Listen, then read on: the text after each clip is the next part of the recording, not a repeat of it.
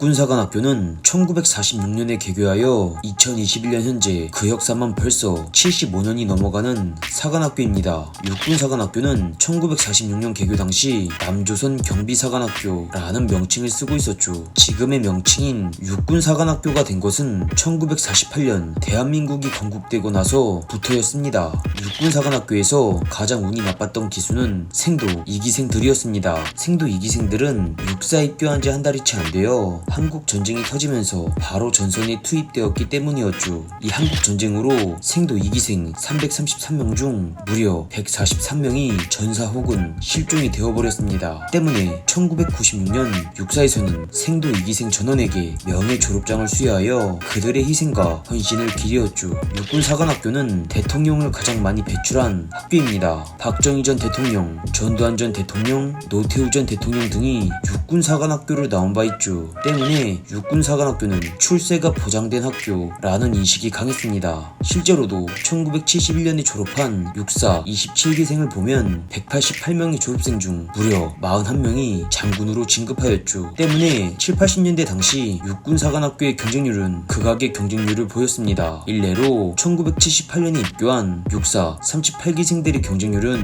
자그마치 137대1에 달했을 정도였죠. 육군사관학교의 현재 예복은 1974년에 만들어진 것입니다. 붉은색과 푸른색으로 이루어진 예복 상의는 태극을 상징하며 하얀색인 하의는 백의 민족을 상징하죠. 이 예복은 주로 육사생도들이 행사를 치를 때나 시험을 치를 때 착용합니다. 그런데 육군사관학교에서는 시험을 무감독으로 치른다는 것 알고 계셨습니까? 육사에서 시험을 무감독으로 치르는 이유는 자기 홀로 있을 때에도 도리에 어그러지는 일을 하지 않는 신독의 자세를 겸비하기 위해서입니다. 이 무감독 시험은 미 육군사관학교도 시행하고 있는 제도이죠. 육군사관학교는 다양한 문화체육 활동을 접할 수 있습니다. 태권도, 럭비, 유도, 심지어 북궁에다가 승마까지 할 수 있죠. 육군사관학교에서 승마가 가능한 이유는 바로 육군사관학교가 전군 유일의 군마대를 운영하고 있기 때문입니다. 참고로 육사의 군마대는 1966년 당시 고 박정희 전 대통령이 출연한 2만 달러로 말 32피를 도입해 창설한 것입니다. 육군사관학교는 1998년에 첫 여성 생도를 받았습니다. 당시 24명의 여성이 육사에 입교하였죠. 이후 여생도의 비율은 지속적으로 늘어나 현재는 입학생의 약 12%가 여생도입니다. 육군사관학교에서는 해마다 학년별로 국토순례를 실시하고 있습니다. 1학년은 울릉도와 독도, 2학년은 제주도와 마라도, 3학년은 백령도와 연평도를 방문하여 국토수호의 의지를 다지고 있죠. 육군사관학교에서는 외국사관학교에 생도를 파견하는 해외 위탁 교육을 실시하고 있습니다. 육군사관학교가 생도들을 파견하는 국가로는 미국, 독일, 프랑스, 터키, 일본, 스페인 등 6개 국입니다. 김관진 전 장관도 생도 시절 이 위탁교육 제도를 통해 독일 육군사관학교에서 공부를 한 바 있었죠. 반대로 외국인 생도가 우리 육군사관학교에서 교육을 받는 수탁교육이 있기도 합니다. 육사 최초의 외국인 수탁생도는 터키 출신의 비르칸 올군 소유였죠.